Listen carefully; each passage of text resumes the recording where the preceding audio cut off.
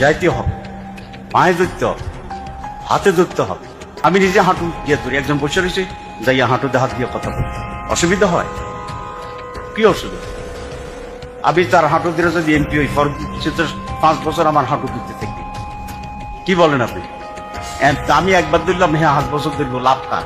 আরেকটি ঘটনা বলি, তাদের আরেক নেতা, যার বাড়ি কিনা কুমিল্লা জেলায়, সেই নেতা কিছুদিন আগে তাদের এক দলীয় সমাবেশে বলেছে তাদের কর্মীদেরকে যে 12 তারিখ পর্যন্ত আপনারা জনগণের পা ধরবেন, তারপরে বাকি পরবর্তী 5 বছর জনগণ আপনাদের পা ধরবে।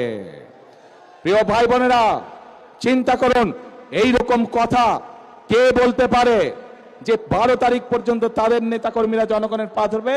তাহলে 12 তারিখের পর থেকে জনগণ তাদের পিছে পিছে ঘুরবে, জনগণ তাদের পা ধরবে। এই কথা থেকে প্রমাণিত হয় কি তাদের মেন্টালিটি, কোন পর্যায়ের মানুষ হলে তারা জনগণকে নিয়ে এরকম তুচ্ছ তাচ্ছিল্য কথা তারা বলতে পারে।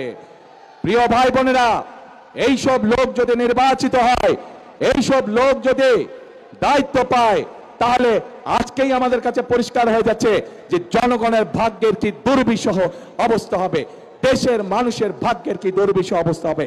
যাদের মনে এই কথা এবং মনের কথাই বেরিয়ে এসছে তাদের বাস্তবে।